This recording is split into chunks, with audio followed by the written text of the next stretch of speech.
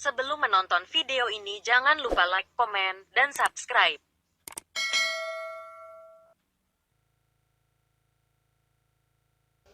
Bismillahirrahmanirrahim. Assalamualaikum warahmatullahi wabarakatuh. Alhamdulillahi rabbil alamin. Wassalatu wassalamu ala asrafil anbiya'i wal mursalin, Sayyidina Muhammadin wa ala alihi wa ashabihi wa man tabi'ahum bi ihsanin ila yaumiddin. Amma ba'd. Alhamdulillah, pada hari ini kita kembali pada pembelajaran kita, yaitu untuk mata pelajaran SKI. Sebelum kita belajar pada hari ini, marilah kita sama-sama berdoa. Mudah-mudahan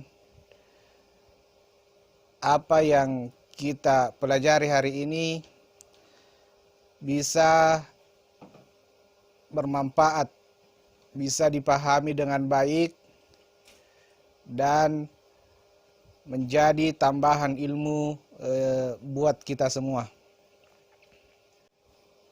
Baik, kita lanjut ke pembahasan kita pada hari ini. Setelah minggu lalu kita pelajari peristiwa-peristiwa penting dalam perjalanan dakwah Rasulullah SAW pada periode Mekkah. Yang pertama itu kita telah bahas masalah hijrah ke Habasyah. Yang kedua ada yang namanya Amul Husni. Amul Husni kita ketahui bahwa itu adalah tahun kesedihan. Kenapa dikatakan tahun kesedihan? Karena pada saat itu kakek tercinta atau paman tercinta Rasulullah SAW yang bernama Abu Thalib meninggal dunia. Tidak lama kemudian istri Rasulullah SAW yang bergelar Ummul Mukminin, yaitu Siti Khadijah, juga berpulang ke rahmatullah. Maka Rasulullah SAW dirundung kesedihan. Itulah sebabnya pada tahun itu disebut dengan Amul Husni, adalah tahun kesedihan. Selanjutnya bagian ketiga yaitu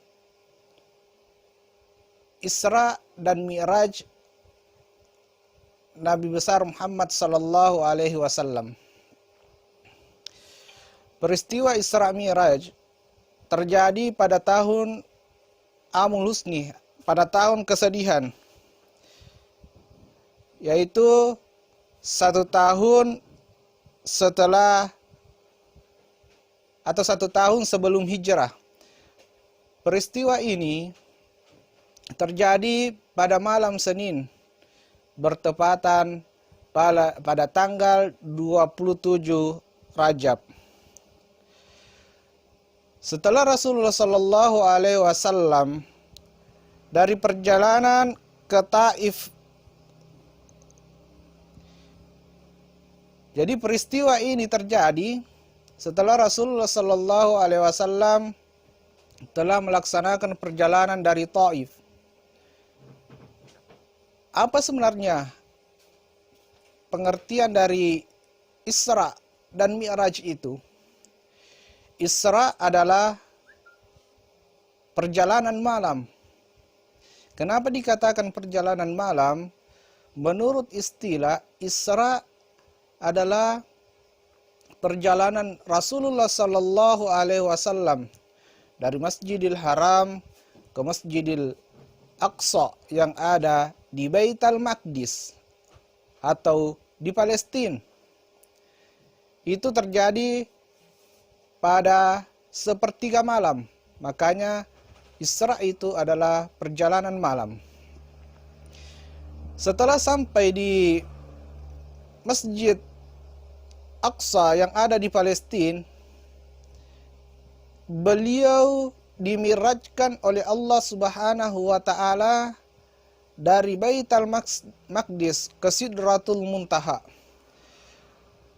Artinya Mi'raj adalah Rasulullah sallallahu alaihi wasallam dinaikkan dari Baitul Maqdis ke Sidratul Muntaha. Dalam perjalanan Rasulullah sallallahu alaihi wasallam itu dijelaskan di dalam surah Al-Isra. Allah Subhanahu wa taala menjelaskan dalam surah Al-Isra ayat pertama, Bismillahirrahmanirrahim. Subhanalladzi asra bi 'abdihi lailan minal masjidil harami ilal masjidil aqsa alladzi barakna haulahu linuriyahu min ayatina.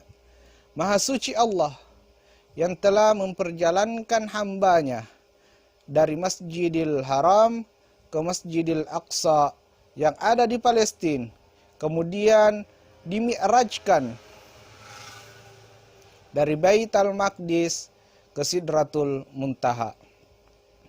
Jadi itulah sekilas pengertian dari peristiwa Isra dan Mi'raj Nabi besar Muhammad sallallahu alaihi wasallam yang terjadi setelah Abu Thalib serta istri Rasulullah sallallahu alaihi wasallam meninggal dunia.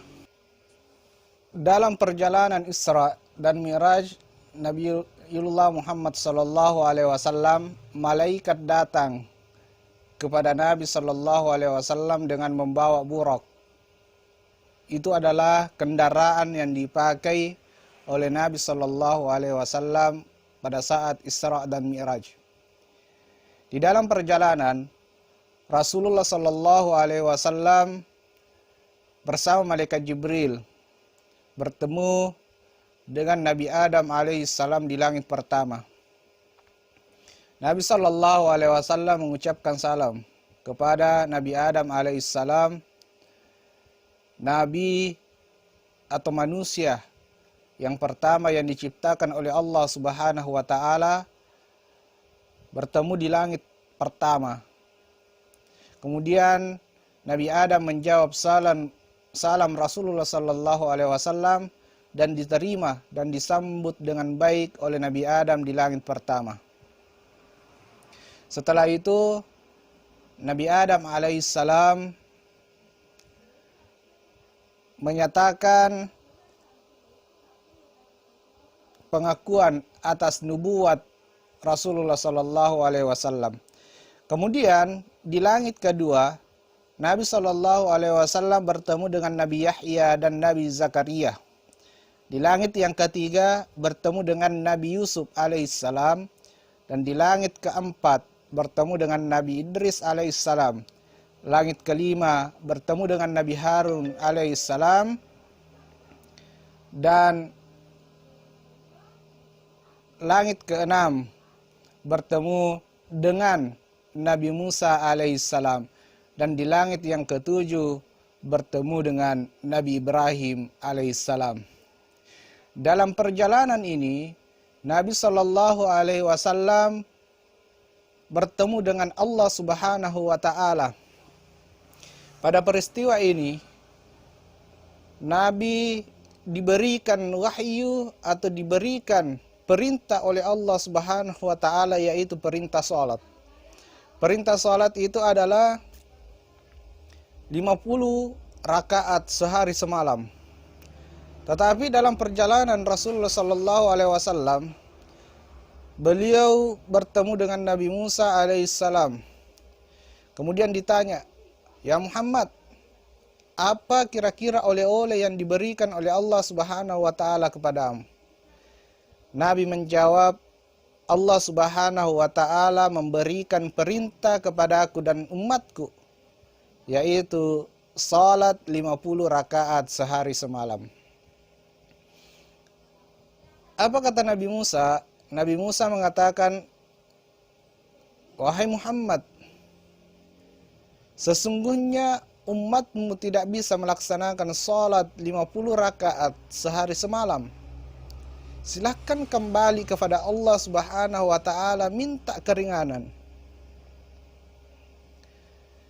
Pada saat itu Nabi sallallahu alaihi wasallam kembali menghadap kepada Allah Subhanahu wa taala, kemudian diperintahkanlah salat 5 kali dalam sehari semalam, dan itu mempunyai waktu-waktu yang tertentu dan jumlah rakaatnya adalah 17 rakaat.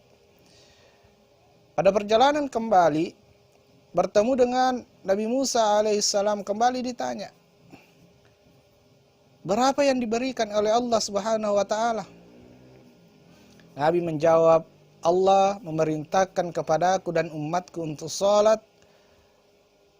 5 kali sehari semalam, dan kewajiban yang berwaktu, mempunyai waktu tertentu untuk pelaksanaannya. Nabi Musa kembali mengatakan, wahai Muhammad, sesungguhnya umatmu belum mampu melaksanakan salat 5 kali sehari semalam. Kembali, minta lagi pengurangan. Apa kata Nabi Sallallahu Alaihi Wasallam? Beliau menjawab, sesungguhnya saya malu kepada Allah Subhanahu wa taala karena telah memerintahkan salat 5 kali sehari semalam. Itu pun sudah banyak sekali pengurangan yang diberikan, sehingga saya malu untuk kembali kepada Allah. Biarlah saya terima perintah salat 5 kali sehari semalam.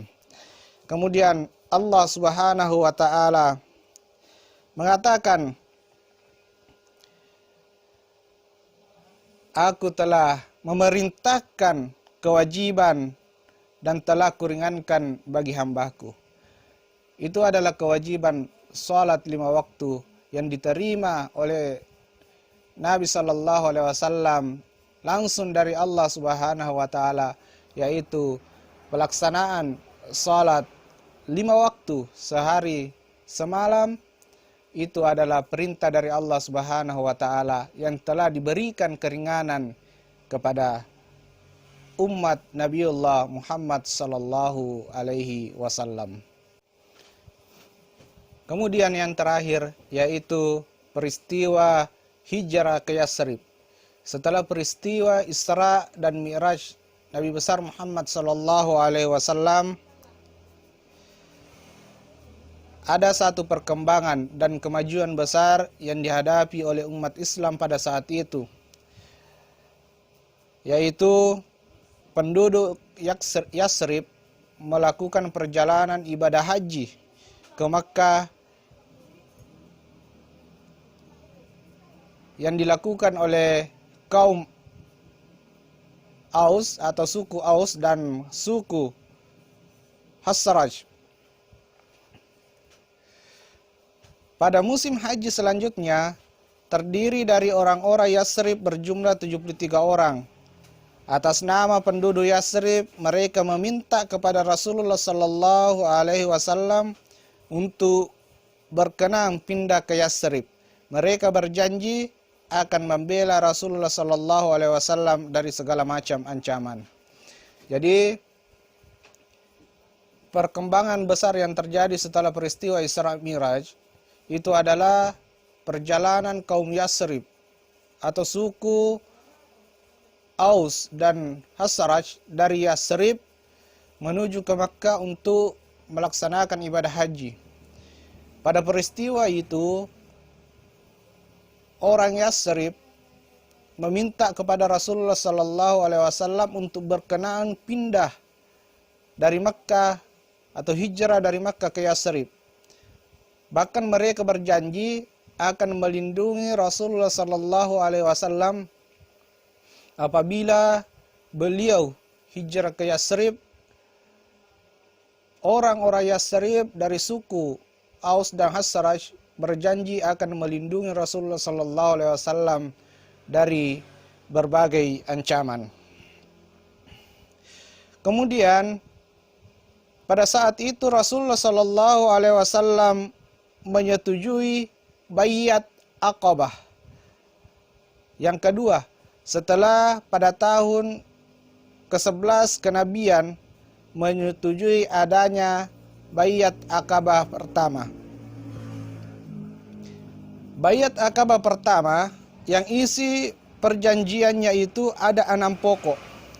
Di dalam Baiat Aqabah pertama itu ada satu perempuan yang ikut di dalam Baiat Aqabah yang pertama. Ia bernama Afra binti Abid binti Sa'labah.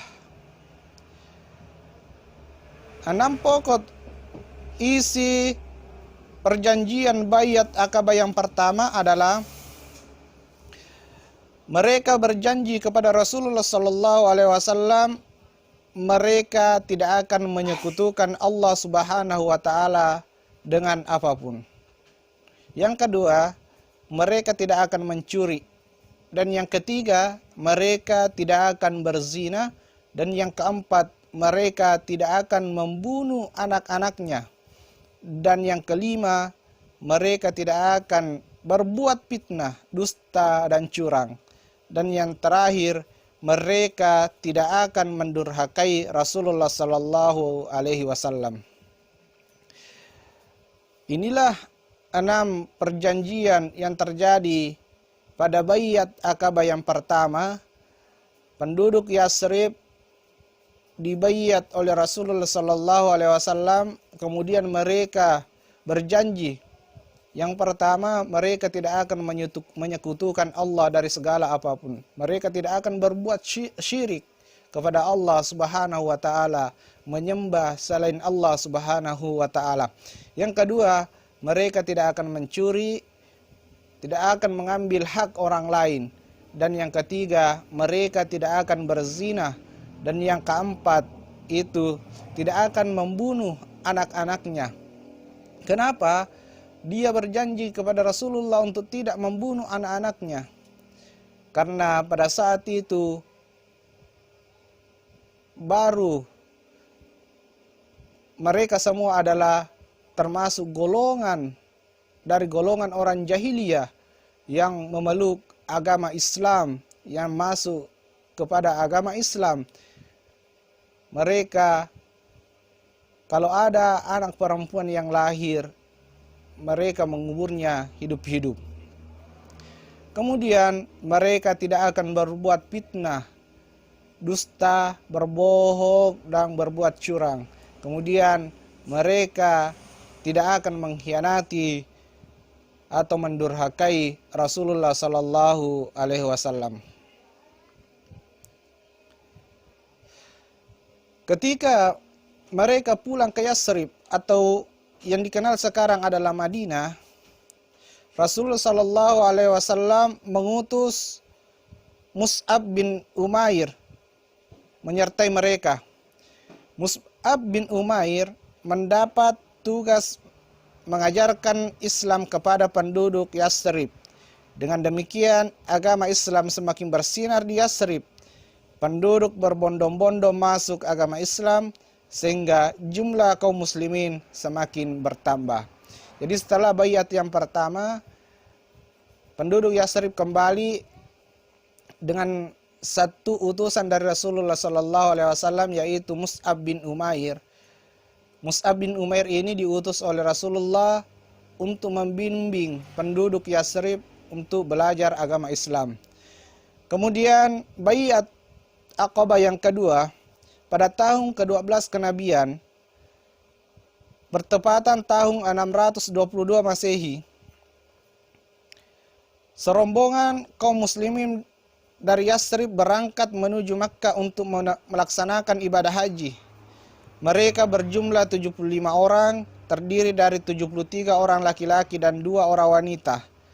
Mereka menghadap Rasulullah sallallahu alaihi wasallam dan meminta diadakan pertemuan pada hari Tasyrik di Mina. Pada malam yang telah ditentukan, mereka keluar kemahnya secara sembunyi-sembunyi menuju Aqabah untuk melempar jumroh.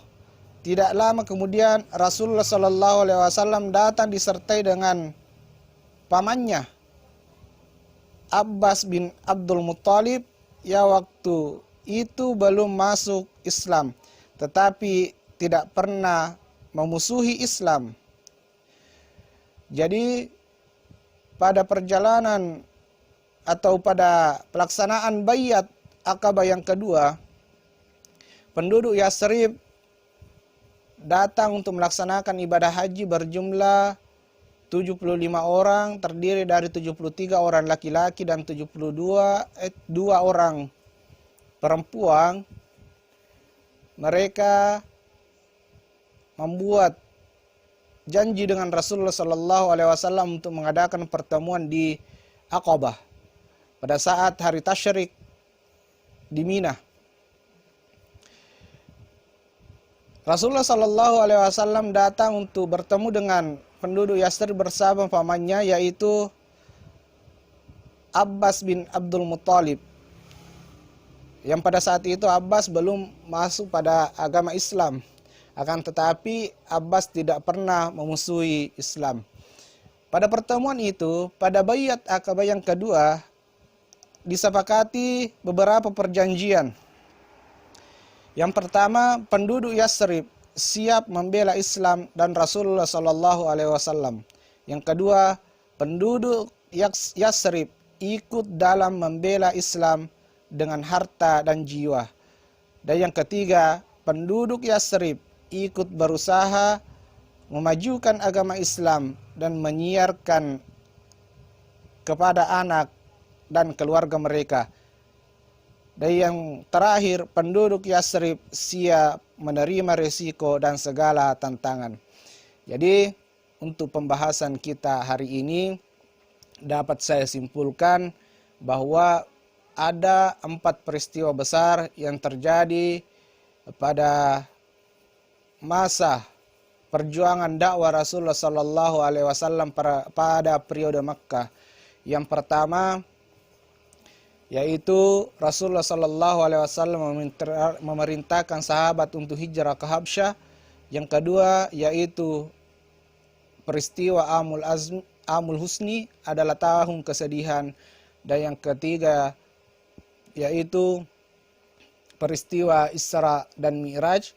Kemudian yang keempat yaitu peristiwa hijrah yang ke Yathrib, yang di dalamnya terdapat 2 baiat. Yang pertama Baiat Aqabah yang pertama, kemudian Baiat Aqabah yang kedua.